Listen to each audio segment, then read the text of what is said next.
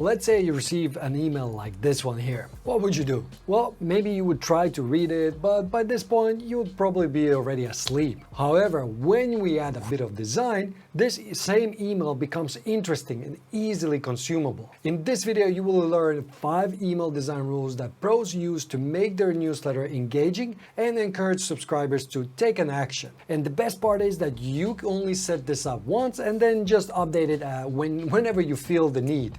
Hello there, my name is Robert and I help creators with the tech side of their business, and this video is sponsored by ConvertKit, which is also a tool I use for one of my newsletters. So let's take a look at the first rule of email design. When I was studying, for some reason I was just cramming as much text on one page as possible. I used to just justify it by saying I'm saving trees, but let's be honest, it wasn't the case. I just did it for some reason. It made no sense. But this made my notes unreadable and hard to follow, so most of the time I couldn't use them. The same thing can happen in your email newsletter. Let me show you an example of what I mean.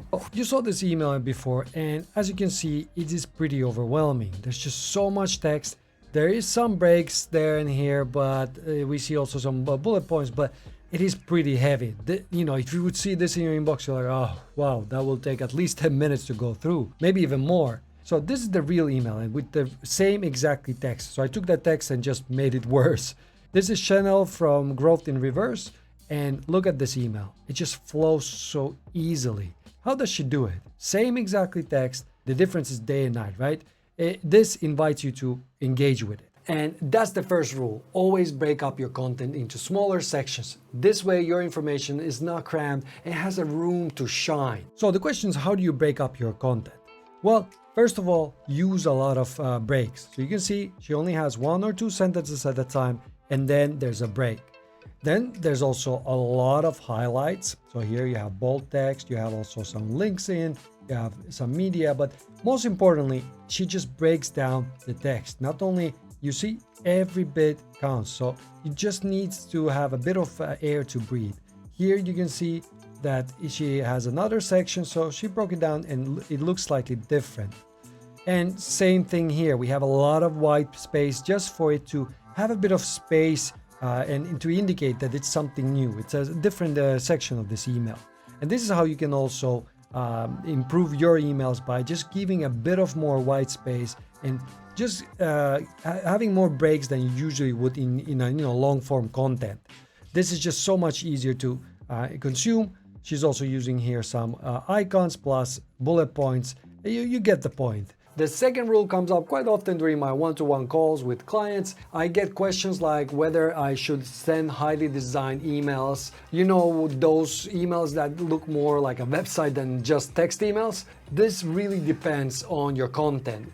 What is your goal? Is it to pass information or to inspire your subscribers? So if you're just teaching people something or sharing your thoughts, then you can just use something simple like text emails. But if you're selling beautiful products or you want to showcase your amazing website design service, then probably it's better for you to send out highly designed emails. But again, this is email by email decision. So let me show you a few examples to inspire you. Now, some creators keep it really simple. For example, here, Justin Welsh, he just has it like this. It's pretty much a plain text email, except that it's centered in the middle and he has a few of these elements like this one where he uses a bit of design to just have them pop out from the page. But keeps it very simple otherwise. It's just a text. It's like a blog post. Here I have another newsletter, which is George Blackman, and he uses a little bit more of the design elements here. So you could create something like this, a template for this, and then you would just use it. And then you have newsletters that use really a lot of design elements, and some of the newsletters look like they're not even emails. They look more like a website or something where you have a lot of moving elements, or maybe these boxes. Some of them have like 2-column layouts like we have here. It really blends the email and also a website together. But there are pros and cons of using both. So the second rule is to use highly designed emails when you need them. But if you want to design your emails and you don't have the time or the skills, ConvertKit has made it easy for you, as they have an email template marketplace where other creators have designed templates you can use. And some of them are free, some of them are paid, and it's super easy to get started in installing them on your account. Let me show you quickly how it works. The simplest way to get there is just to open a new tab and then type in ConvertKit/marketplace, and you'll end up there. Here, you'll be able to filter out a little bit the options. There's a dozen of options here, and creators are adding constantly new designs here. So what you can, for example, filter by free, or if you have a newsletter, we can take a look. Start looking here, we have some paid ones, and if I keep scrolling, there starts to be free. And let's say, I don't know, I like, for example, this one. I can modify things here. If I don't like the colors, I can change the branding, don't worry. Just look for a design that you like, but if the colors or the fonts are not exactly what you want, it's okay, you can change it. So I'm just gonna select this one because I can show you a bit of things in here. Now from here, I just click on use this template, and now it's copying it to my ConvertKit. And this works directly if you're logged in. So what I can do is I can start modifying things here. So for example, if I want to change the image, I could now replace it, put my own, and so on.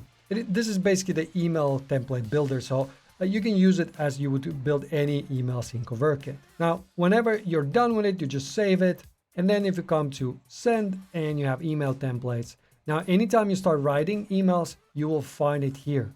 Now keep in mind that I would not write content inside this. I would just set it up so that I can use it multiple times, unless this is a one-off email. I would definitely just set up the sort of template for it, but the content itself, you don't need to write it. You can just modify it, and then from there, you can just reuse it. As you can see, there are so many different designs. Personally, I like to use very minimalistic emails, but this is just my preference, and please just see what works for you in that marketplace. That said, the third rule is so important, but many beginners don't use it correctly, and they should. Let me show you what I mean. If we look at this email, it is so obvious. Let's take a look if we just scroll down, because it's so simple. What does pop out from the page? Well, obviously, if I start looking, this is huge. This text is quite big and bold. Then we have some other text here. So I guess this is kind of the heading for everything. And then there's a subheading here. And we have some italic text here and so on. If we look at another example where this creator, Jay Claus, he uses same principles. You can see here's bigger titles, but he uses really well the bold text anywhere he wants to just emphasize a word or two in the text. This way it just makes it easier to skim through this text. And you can see it's just easier to follow that, and you know where you are in the text. And that's the third rule, use hierarchy in your emails. And as you saw in the first example, it's not that complicated as long as you are consistent with it. So how do you create hierarchy in your emails? Well, it's pretty simple. You only have kind of two things to play around with. It's the font size and also the contrast. And I'm here in my ConvertKit and already started an email, and we're going to turn this Justin Welsh's email into something more interesting, because right now it's a little bit too flat. You can see it's really hard to follow and just skim through this because everything looks the same. Everything has same importance. So let's start by just adding some headings. This is probably the best way to add a bit of hierarchy to your emails. And it's really simple. So for example, the first one was H1, and this will be heading 2. And because these are kind of on the same level, I'm going to keep them to heading 2. And then the last one also, I'll make it header 2, but you could make it header 3 as well. And let's just, as an example, you can see that header 2 is bigger and also just has more weight to it than the header 3. And that's how it separates itself. So this looks more important than this part, right? So let's just turn this to header 2. And within the text, you can also create hierarchy by just, adding some emphasis. So for example, here, if I emphasize this word and I make it bold, it starts to jump from the page. Same thing, if I want to emphasize that somebody said something, we can turn this to italic. If something is really important, we can make it bold, like I showed you earlier, or we can also just make it, we can add highlight color to it. So for example, here, I could highlight this, clicking on this and make it yellow. And now you cannot miss it because it's yellow and it's high contrast and it's clearly just screams for attention. Now, if you want to sort of put less emphasis on something, you can come here and let's say, I don't want this text to be so in your face. it's some random stuff I just wanted to have there, but it's not so important. So I can make it slightly, you know, in contrast, it'll be a bit less. It's not as heavy. You see, it's slightly more gray and it's just not as important at this part. On the other hand, if I want to emphasize this whole section, I could come here, select section, and I could give it a background color. Let's make it yellow, but I can choose here something a bit less in your face like this, and maybe add a bit of spacing. And there you go. Now the section looks very different and it has a bit more emphasis. And if we look at the email itself, it's just so much easier to read this. And just in general, if you follow this consistently, then it creates a nice structure that people can easily follow. And consistency is also something you need when it comes to the fourth rule, because it's what draws your readers' attention and keeps them engaged when used right. Now the fourth rule comes, I think, naturally to us, but I want to just iterate and show you how powerful it is. So if I look here, this is a newsletter about finance, and this creator just created really cool. So usually she just has very basic structure when it comes to her newsletter, but here I think she's experimenting a little bit, and you can see that there's some text. Okay, this is a little bit, maybe a bit too much for me, but what I like here is that she has this list of things you can do with the retirement accounts, and look how she structured it. There's an image, then you have kind of a almost like a cheat sheet here. Very simple how and what you can do. You see? And it just works. And I checked on my mobile phone, works really well there too. So this is a really nice way to set yourself apart and make this content just more digestible as well.